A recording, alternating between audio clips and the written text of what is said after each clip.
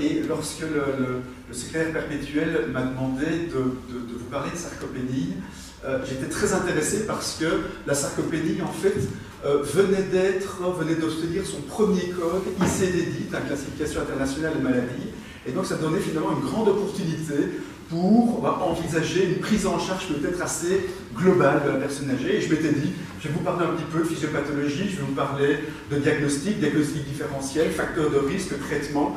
Et finalement, on se rend compte que la plupart des questions que nous avons à l'heure actuelle, des controverses, restent dans le domaine de l'épidémiologie. Et ça tombe bien parce que ça reste vraiment quelque chose dans mon domaine d'intérêt, et c'est ce que j'ai envie de vous faire partager aujourd'hui. Ce sont vraiment les difficultés que nous avons pour l'instant pour essayer d'obtenir une prise en charge de la sarcopénie, et on verra que l'ensemble des difficultés sont vraiment d'ordre épidémiologique. Alors, je vous parlerai évidemment un tout petit peu et très très rapidement des différentes pistes de prise en charge, parce qu'à l'heure actuelle, il n'y a aucun traitement dans le domaine de la sarcopénie, et il n'y en aura probablement pas avant 5 à 10 ans. Mais certaines activités pourraient être considérées comme intéressantes et vont peut-être à l'encontre de ce que l'on a comme imaginaire pour l'instant. Alors pourquoi est-ce que l'on s'intéresse à la sarcopénie? Eh bien tout simplement parce que l'Organisation mondiale de la santé estime que la santé musculaire est vraiment quelque chose qui va être important en termes de maintien de la condition physique et maintien des performances physiques. Donc pour vraiment avoir une bonne fonction physique, eh bien, on estime que tout ce qui est santé musculo-squelettique, quelle que ce soit la force musculaire, la masse musculaire ou les performances physiques, sont vraiment quelque chose qui vont être importantes. Alors, vous savez bien qu'au fur et à mesure du temps, on voit vraiment une évolution relativement importante de la masse musculaire et de la masse graisseuse au cours du temps, même si on sait que nous allons avoir au cours du temps une diminution de la masse musculaire qui va être beaucoup moins importante que ce que l'on va pouvoir voir au niveau de la force musculaire et au niveau de la puissance musculaire. Alors comme vous doutez, il y a évidemment certaines variations interindividuelles, que ce soit au niveau du pic de masse musculaire, de force musculaire, mais aussi au niveau de l'évolution au cours du temps de cette masse musculaire. Et toute la difficulté dans le domaine de la sarcopénie et de l'épidémiologie de la sarcopénie sera de trouver finalement des valeurs seuil qui vont permettre un diagnostic ou peut-être une prise en charge de cette thérapeutique.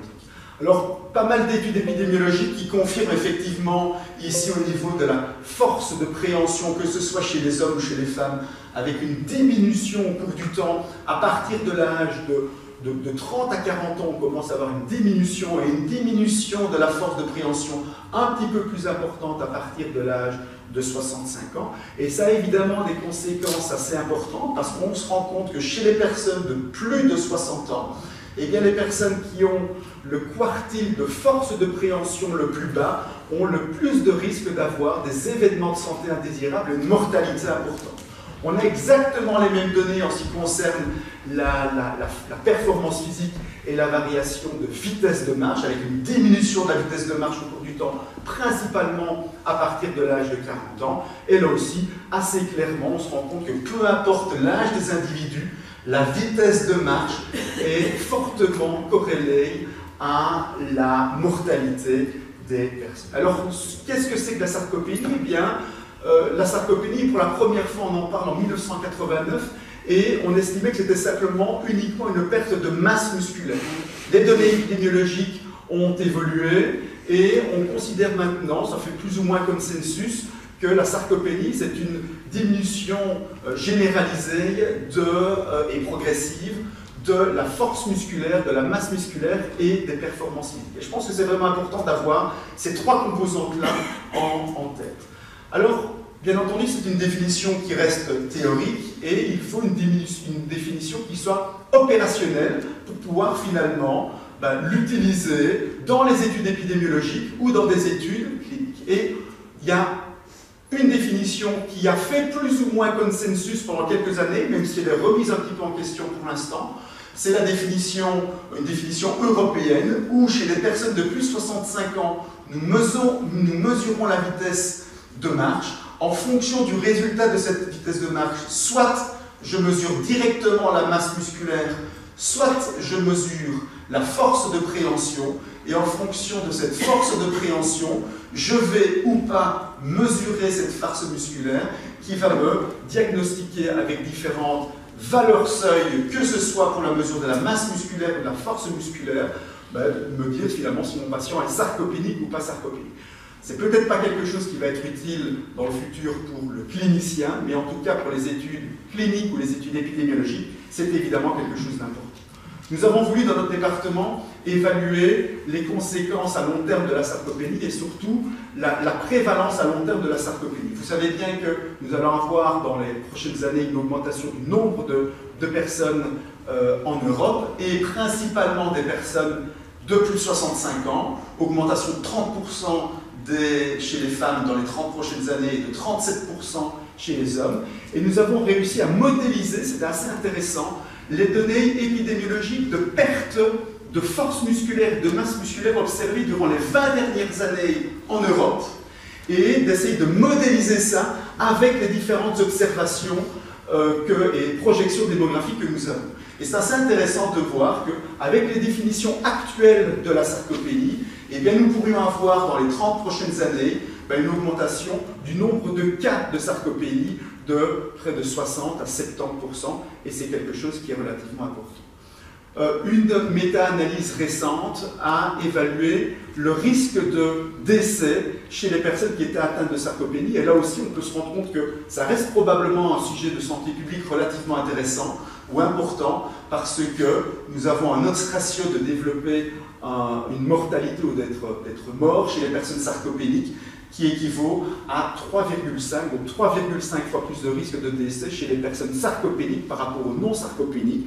Et on a exactement la même figure lorsqu'on le regarde à long terme, les diminutions de fonction physique qui vont être observées chez les patients qui sont atteints de sarcopénie. Alors, les difficultés que nous avons sont probablement, la première, c'est la définition opérationnelle de la sarcopénie. À l'heure actuelle, je vous en ai montré une, qui était celle du groupement européen, mais d'autres définitions opérationnelles de la sarcopénie ont été proposées et sont utilisées, moins souvent, mais sont utilisées dans des études épidémiologiques et dans des études cliniques.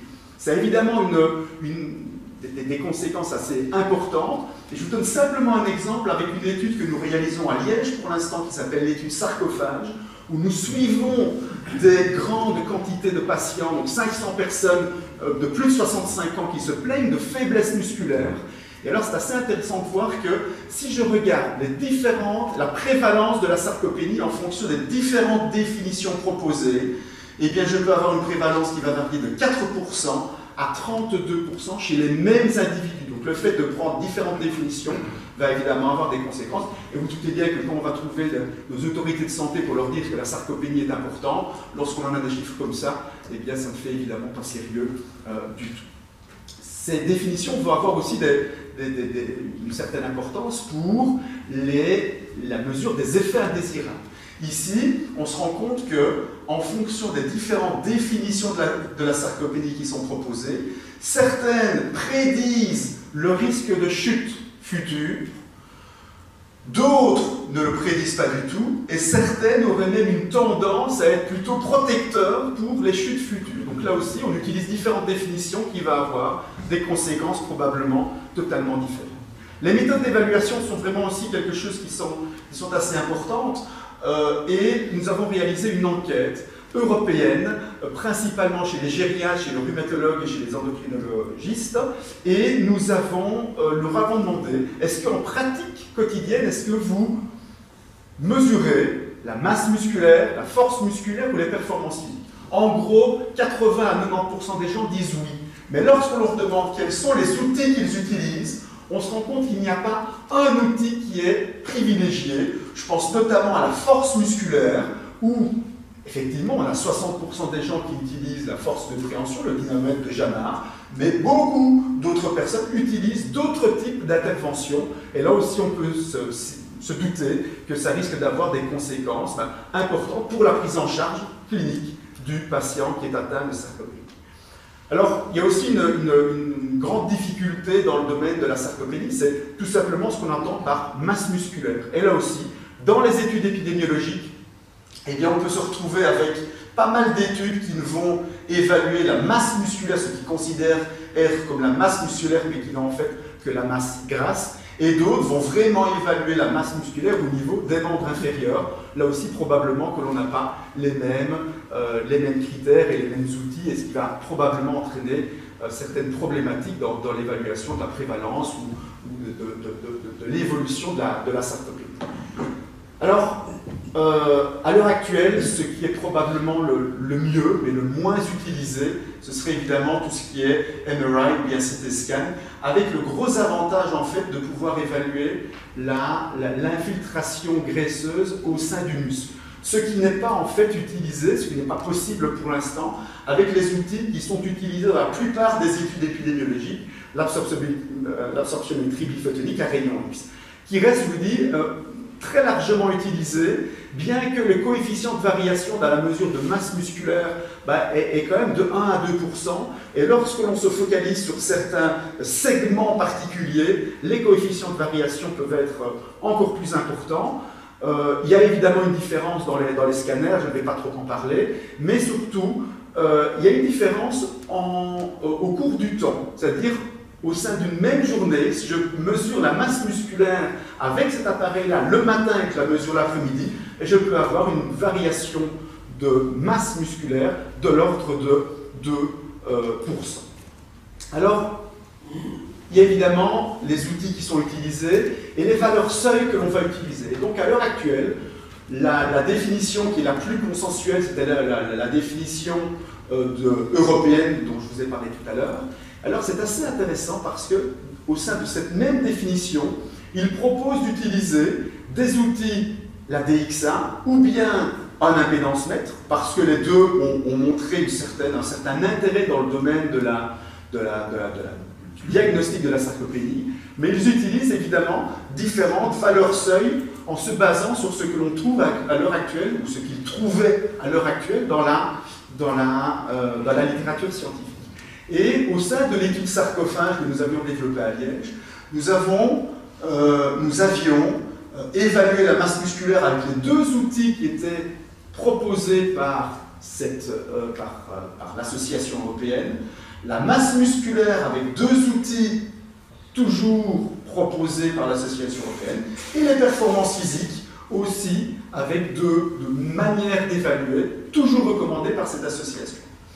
Et donc, si l'on regarde la prévalence de la sarcopénie dans la population, eh bien, elle varie du simple au triple, avec exactement la même définition, mais en utilisant des outils qui sont évidemment différents. Ce qui est peut-être plus intéressant, c'est de se rendre compte que sur l'ensemble de nos 500 patients que nous avions inclus dans notre étude, il n'y en avait que 18 qui étaient diagnostiqués sarcopéniques avec l'ensemble des définitions. Les cut-offs et les valeurs seuil utilisées auront aussi évidemment leur importance. Et là-bas, nous avons repris les différents cut-offs qui sont une fois de plus proposés dans ce même papier sur la recommandation dans le diagnostic et la définition opérationnelle de la sarcopénie.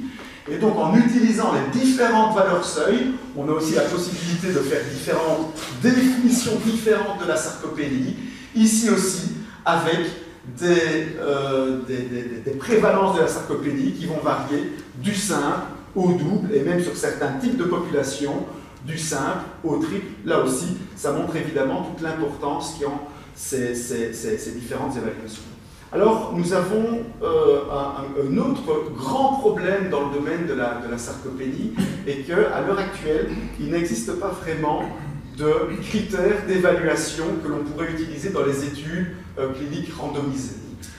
On pourrait utiliser la masse musculaire ou la force musculaire, mais on estime que ce n'est peut-être pas un critère clinique qui est réellement relevant pour le clinicien. On pourrait éventuellement utiliser les chutes et les fractures, mais ce n'est peut-être pas spécifique de la sarcopénie. On pourrait utiliser les performances physiques, et c'est ce qui se fait à l'heure actuelle dans les études de phase 2. Et il y a au niveau européen pour l'instant, il y a une méthodologie qui est utilisée, qui est assez intéressante. Je me permets de passer 1 minute dessus maintenant. C'est ce qu'on appelle le Discrete Choice Experiment, qui vont probablement permettre de trouver l'outcome qui devrait être le plus pertinent. Je vous montre un exemple qui avait été fait il y a 1 an dans le domaine de l'ostéoporose.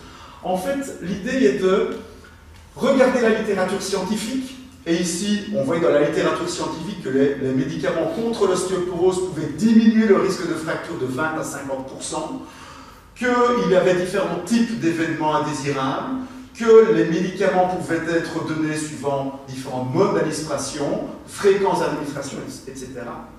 L'idée est de proposer à des milliers de patients différentes questions qui se basent sur les probabilités que l'on a retrouvées dans la littérature. Et les patients vont devoir dire finalement s'ils préféreraient recevoir le traitement A ou le traitement B, en fonction de la diminution du risque fracturaire qui est plus ou moins important, mais des effets secondaires ou du mode d'administration qui pourraient être différents. L'idée, évidemment, est d'obtenir une sorte de coefficient de préférence pour le patient qui pourrait être utile pour, justement, développer, dans ce cas-ci, des nouvelles thérapeutiques. Dans le domaine de la sarcopénie, eh bien, nous pourrions envisager, c'est ce qui va être fait pour l'instant,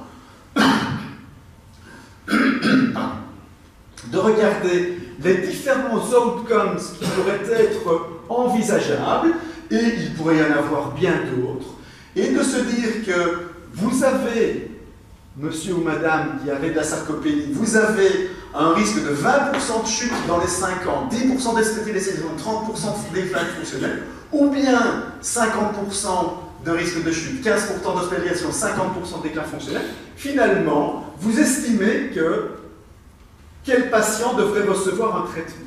L'idée, c'est d'aller donner ce type de test-là à des milliers de patients, en faisant varier presque à l'infini ces différentes valeurs, qui devraient nous permettre à la fin, en modélisant mathématiquement l'ensemble des données, d'avoir l'outcome qui pourrait être considéré comme étant le plus important, tant par le clinicien que par le patient. Alors, dans les derniers critères d'évaluation qui pourraient être intéressants, on a les Patient Reported Outcomes, et à l'heure actuelle, ils estimaient qu'il n'y avait aucun, c'était quelque chose qui est intéressant. L'Agence européenne recommande l'utilisation de Patient Reported Outcomes, mais il n'y en a pas qui sont disponibles actuellement, et c'est pour ça que nous avions développé dans notre unité un questionnaire qui s'appelle le SARCOL, que nous avions développé avec différentes universités, qui est un questionnaire de qualité de vie qui est à l'heure actuelle traduit dans une trentaine de langues et qui a finalement montré une certaine validité, une certaine cohérence, une certaine reproductibilité et qui est à l'heure actuelle utilisé dans pas mal d'études épidémiologiques et pas mal d'études cliniques randomisées, interventionnelles en tout cas, et qui devraient permettre justement de voir les évolutions du patient avec certaines thérapeutiques. Alors, très rapidement, je vais passer sur des pistes de prise en charge. Donc, vous doutez bien qu'à partir du moment où je n'ai pas de diagnostic, je ne peux pas avoir une vraie prise en charge, et à l'heure actuelle, il n'y a aucun traitement qui est disponible sur le marché, et nous n'avons d'ailleurs aucun traitement qui est dans une étude de phase 3. Donc, la plupart des thérapeutiques que nous avons à l'heure actuelle sont des études de phase 2, et donc les seules possibilités que nous avons pour l'instant, c'est de se focaliser sur l'activité physique ou les compléments alimentaires. Et alors je vous montre simplement un travail qui avait été fait parce que, en gros, l'idée dans l'activité physique a toujours été de se dire l'activité physique c'est bien, c'est évidemment bon pour la santé, mais pour avoir une augmentation de la force musculaire ou de la masse musculaire, il faut vraiment soulever des poids les plus lourds possibles s'il n'y a pas de contre-indication médicale. Et une étude de la VUP et de la KUL, qui est en cours de publication pour l'instant, remet peut-être cela en cause. Et en fait, cette étude-là a évalué différents protocoles. Soit je fais 10 à 15 répétitions à 80% de ma force musculaire maximale.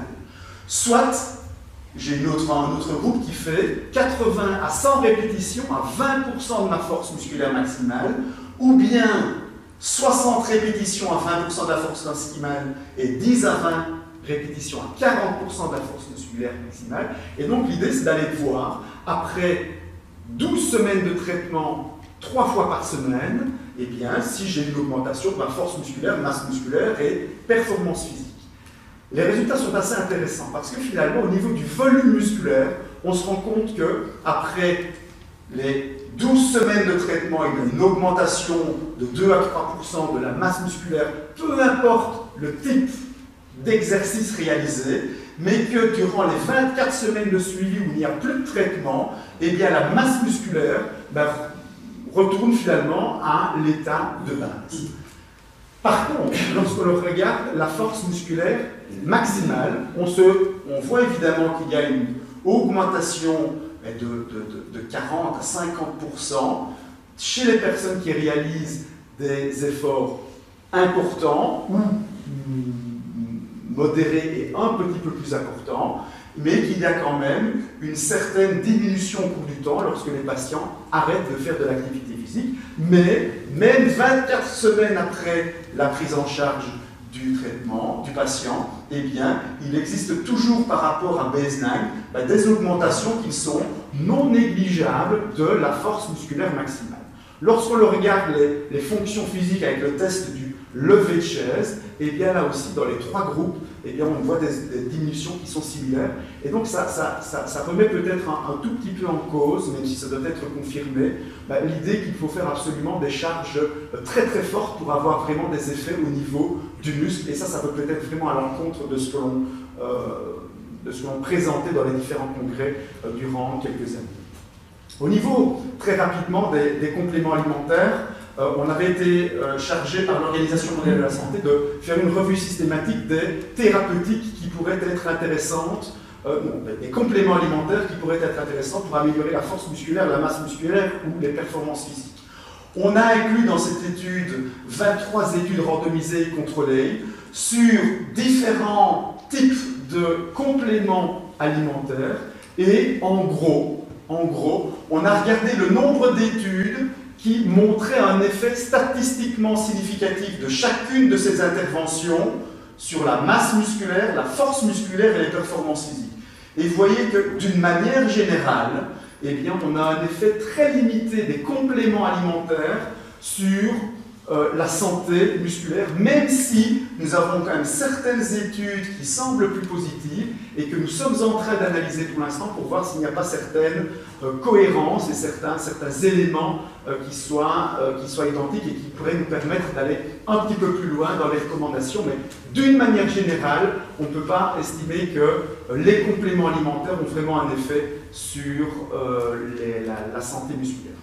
La vitamine D n'avait pas été inclue dans cette étude-là parce qu'une méta-analyse qui date de 2004 avait montré un effet significatif, mais très très faible, de la supplémentation en vitamine D sur la force musculaire. Aucun effet sur la masse musculaire, aucun effet sur la puissance musculaire, très peu d'effets sur les performances physiques, uniquement des effets au niveau du membre inférieur et pas au niveau du membre inférieur, pas spécialement d'effets de relation dose-effet, mais uniquement des effets chez des personnes qui présentaient un statut en 25-hydroxyvitamine D bas, suggérant une fois de plus qu'aller donner des compléments alimentaires chez des gens qui ont un statut suffisant en vitamine D n'a pas beaucoup d'intérêt.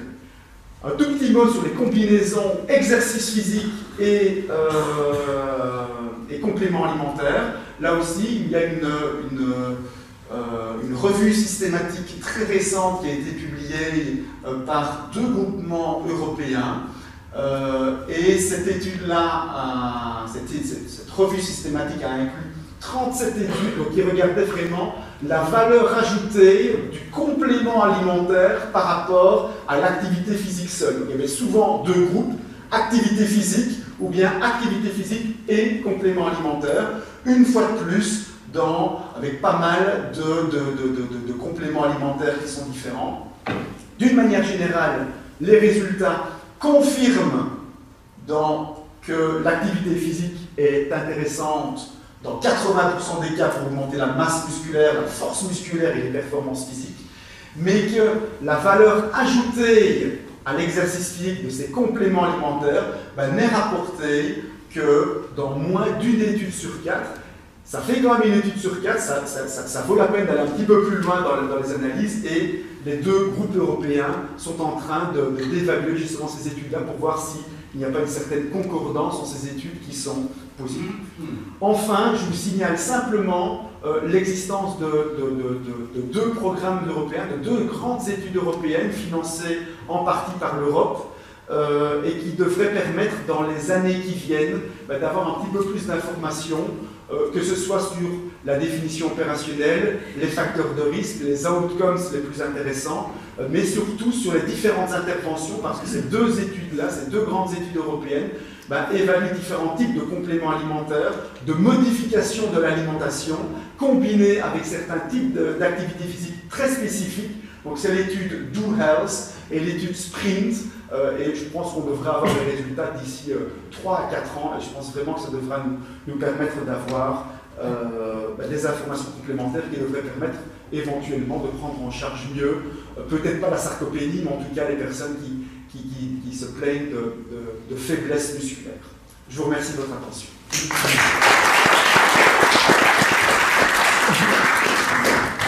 Merci, Monsieur Bruyère.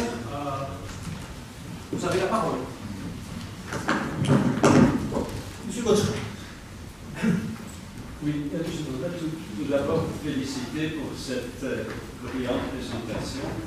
Et étant donné qu'il y a un grand nombre de produits qui sont utilisés, notamment dans les fitness centers pour le bodybuilding, et qui sont prétendument des inhibiteurs de la myostatie, est-ce que vous pouvez nous donner une information à ce propos? Alors, c'est très intéressant. Et en fait, si je reviens finalement sur ces effets additionnels de la nutrition, on se rend compte, et c'est assez intéressant, que les études en fait les plus intéressantes là-dedans ont été réalisées avec de la créatine. Et donc, contrairement finalement à ce que l'on avait observé chez les personnes dans l'autre étude, donc dans notre autre revue systématique, on se rendait compte que la créatine seule n'avait pas d'effet. Ici, on se rend compte que la créatine, en combinaison avec de l'activité physique, pourrait avoir un certain effet. Et donc, je vous dis, il y a un groupe de travail qui s'est mis en place justement pour tenter de répondre à ces questions et peut-être pour avoir des informations assez intéressantes. D'un autre côté, les produits qui sont utilisés ici ne sont pas du tout les produits qui sont utilisés dans les centres de fitness. Et donc là, je pense qu'il doit y avoir beaucoup plus de prudence, que ce soit en ce qui concerne l'efficacité, mais à mon avis, principalement en ce qui concerne la sécurité d'emploi. Je fais partie d'une commission à l'Agence française pour la sécurité alimentaire, et très souvent, en nutrivigilance, on se retrouve avec des produits pris dans des centres de fitness qui ont amené certains problèmes. Donc, je pense qu'il faut être, à mon avis, assez prudent avec ce type de produit-là. Merci. Monsieur Manaroglu. Madame. Oui, merci.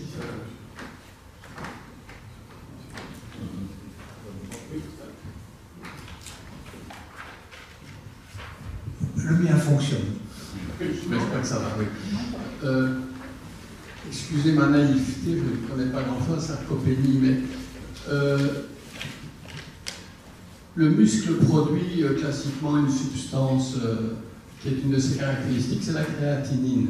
En termes de masse musculaire, on n'a jamais pensé à utiliser la production de 24 heures de créatinine comme indicateur de la masse musculaire. Alors, à ma connaissance, pas dans le domaine de la sarcopénie pure.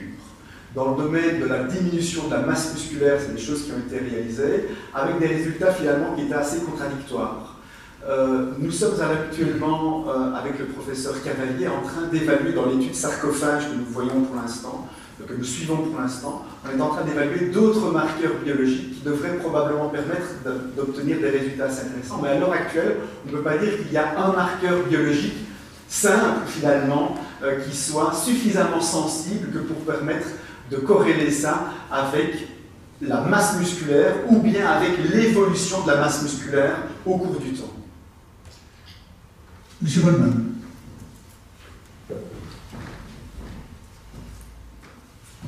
Merci d'avoir terminé votre exposé en faisant allusion au projet SPRINT qui a été lancé par l'Innovative Medicines Initiative. Et j'aurais deux questions par rapport à ça. Bon, la première est peut-être une question de définition, parce que dans ce projet, c'est plutôt le terme frailty qui est mis en évidence. Alors je ne sais pas si on définit plus facilement fragilité globale que la sarcopénie, mais je pense qu'il serait important, effectivement, pour mettre cette thématique plus en avant, effectivement, que ceux qui sont les experts s'accordent effectivement sur une terminologie commune. L'autre question qui est peut-être plus importante, c'est que ce consortium, en fait, a comme caractéristique de rassembler pratiquement toutes les grandes entreprises pharmaceutiques actives dans le monde, des équipes académiques européennes et aussi des associations de patients. Et c'est cet ensemble vraiment qu'ils avancent. Alors, je parlais d'industrie pharmaceutique, donc dans les causes que vous avez évoquées, vous parlez bien entendu du vieillissement, mais il y a certainement d'autres causes qui interviennent. Et j'aurais voulu avoir votre commentaire sur les causes médicamenteuses. On peut parler aux agents de chimiothérapie, on peut penser aux agents de chimiothérapie du cancer, mais aussi à certains antidiabétiques ou certains hypocholestérolémiants, par exemple. Donc voilà quelques... Très bien. Alors, en ce qui concerne la première remarque sur le projet SPRINT et la fragilité, vous avez totalement raison.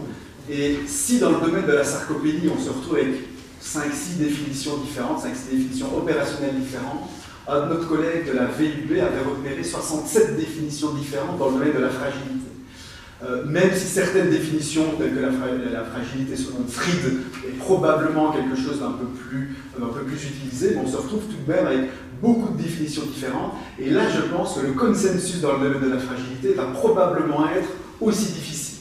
Le projet SPRINT, effectivement, s'intéresse à la fragilité, mais il y a quand même une partie sur le diagnostic de la sarcopénie, suivant une définition, parce qu'il fallait bien en définir une à cette époque-là, et ils ont utilisé la définition européenne.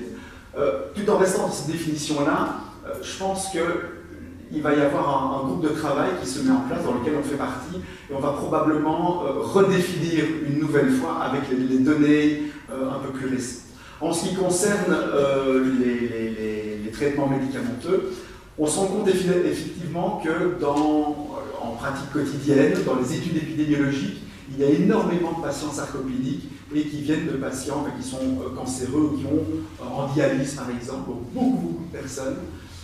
Alors, deux possibilités, c'est dû aux thérapeutiques qu'ils peuvent recevoir, c'est certain, et c'est probablement dû aussi à la pathologie en tant que telle. Là aussi, il y a pas mal de groupes de travail qui se mettent en place pour l'instant, et une des caractéristiques justement de ces groupes de travaux, c'est d'essayer de tenter de définir la sarcopénie dans différentes conditions. Et donc on estime que, par exemple, les mesures de masse musculaire ou de force musculaire pourraient être différentes chez les patients cancéreux, chez les patients dialysés et chez les patients qui n'ont pas apparemment d'autres comorbidités.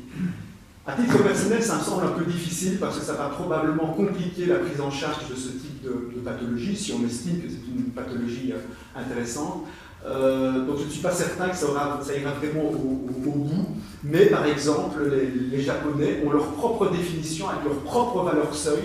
Donc je pense qu'effectivement, il y a certaines caractéristiques qui doivent être différentes dans les différentes populations et qui auront certaines répercussions différentes. Une dernière question, je retiendrai les miennes. Merci Olivier pour cet exposé très clair. Votre équipe travaille également sur l'ostéoporose. Quelle est votre stratégie finalement avec sarcopénie et ostéoporose? Quelles sont les synergies finalement de recherche entre ces deux, je dirais, atteintes? Alors, il y a beaucoup de personnes du domaine de l'os qui sont intéressées au domaine du muscle, donc ostéoporose et sarcopénie, principalement parce qu'on se rend compte dans pas mal d'études précliniques et dans certaines études épidémiologiques qu'il y a un lien, alors peut-être pas fort, mais un certain lien entre fonction musculaire et fonction osseuse. Dans le cadre de notre étude sarcophage, on avait eu l'occasion d'évaluer tous les paramètres musculaires, mais aussi certains paramètres osseux. Au tout départ, c'était uniquement la densité minérale osseuse. Et on s'était rendu compte effectivement que les personnes qui étaient atteintes de sarcopénie avaient plus de risque d'avoir d'ostéoporose, et les personnes qui avaient de l'ostéoporose étaient aussi plus à risque d'avoir de la sarcopénie. À l'heure actuelle, on a justement augmenté à partir de la 3e et 4e année, on a augmenté les évaluations et donc on fait des mesures maintenant d'architecture osseuse, on fait une prise de sang chez chacun des individus, on a des mesures de micro-architecture osseuse et qui devraient probablement nous permettre d'avoir un peu plus d'informations sur ce sujet qui, à mon avis, semble passionnant. Voilà, je suis contraint de clore la discussion, à défaut de quoi il n'y aurait plus de place pour les autres lectures. Merci.